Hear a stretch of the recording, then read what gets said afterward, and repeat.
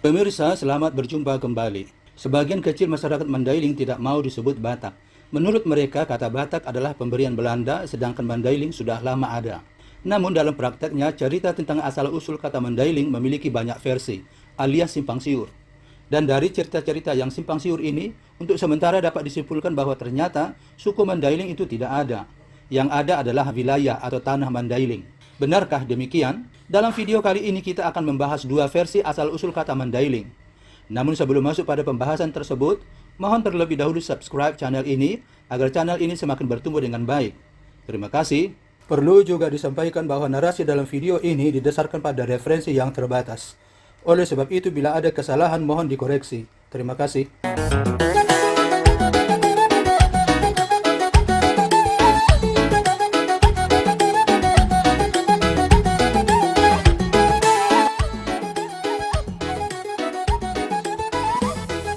Versi pertama, Mande yang hilang atau ibu yang hilang.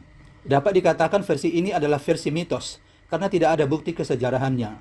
Namun orang-orang Mandailing, terutama menurut dugaan saya, mereka yang berasal dari Pasaman dan sekitarnya sangat mempercayai mitos ini.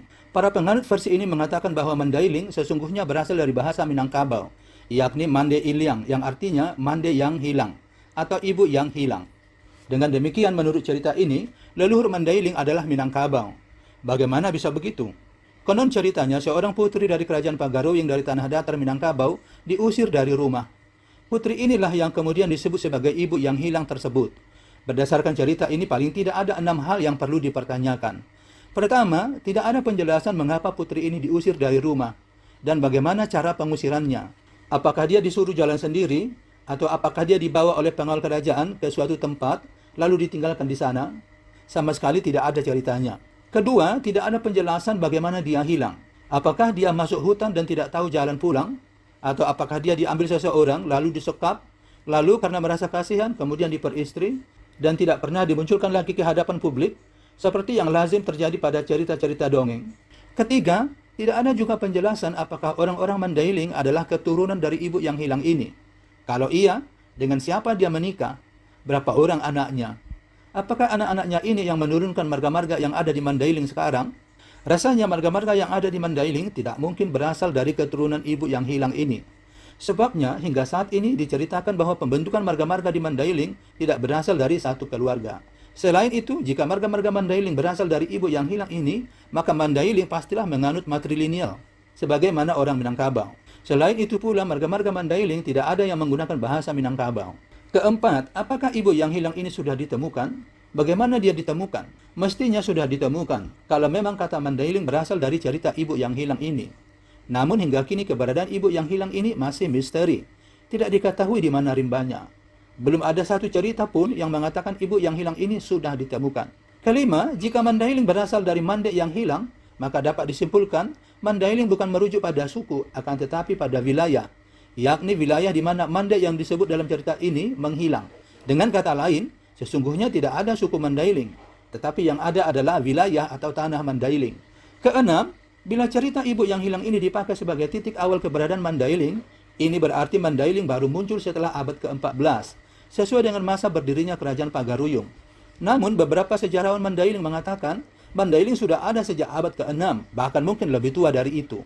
Versi kedua, Mandala Holing. Hampir semua sumber yang membahas istilah Mandala Holing lebih menonjolkan kata Holing ketimbang kata Mandala.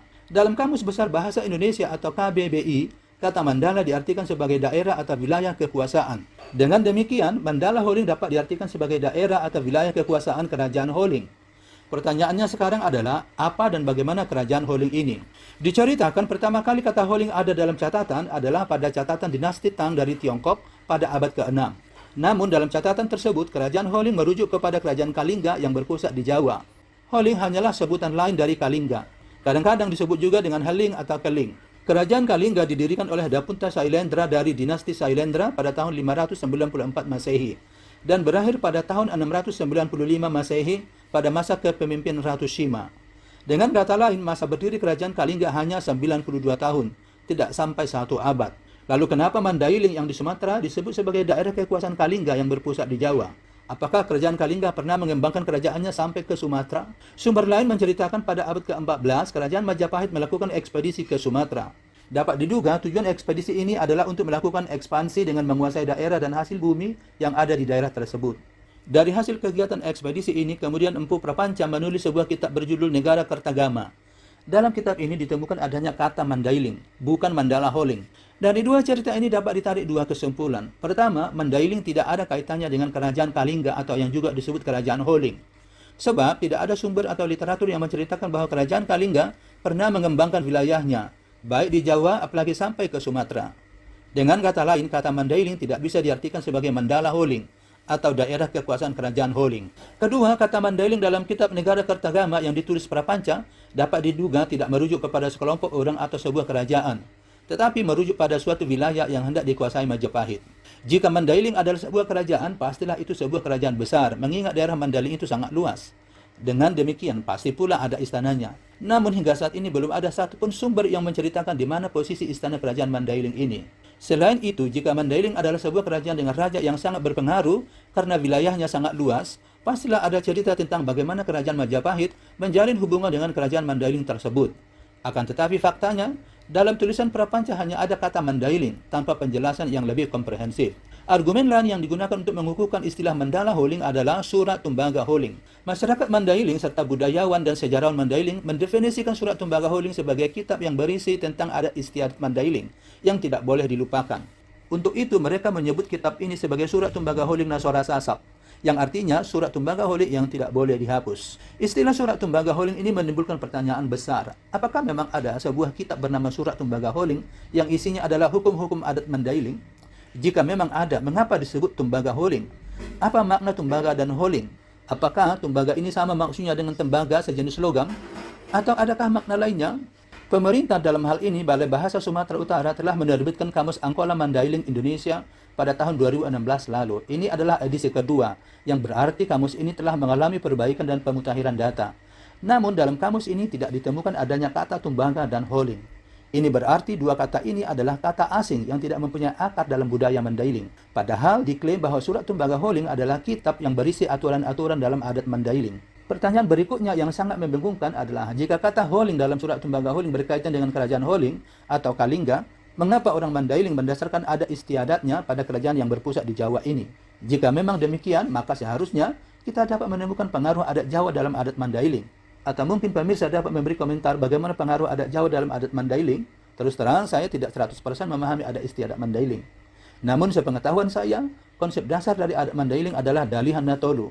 Dan prakteknya terlihat dari upacara-upacara yang disebut dengan Horja, seperti upacara menyambut anak yang baru lahir atau Horja Tubuhan Anak, upacara memasuki rumah baru atau Horja Merbongkot Bagas, upacara menikahkan anak atau Horja Haruan Boru, dan upacara kematian atau Horja Siluluton. Dalam upacara-upacara adat Mandailing ini dapat dikatakan sama sekali tidak ada pengaruh Jawa.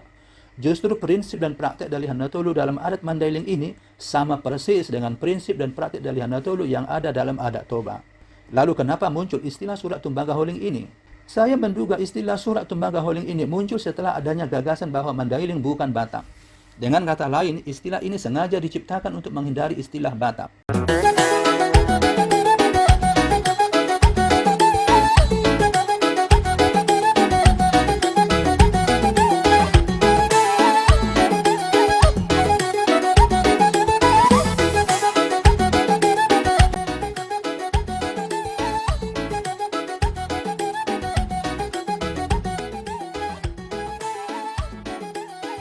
Baiklah pemirsa, demikian video kita kali ini. Kita berjumpa kembali pada video-video berikutnya dengan topik yang berbeda.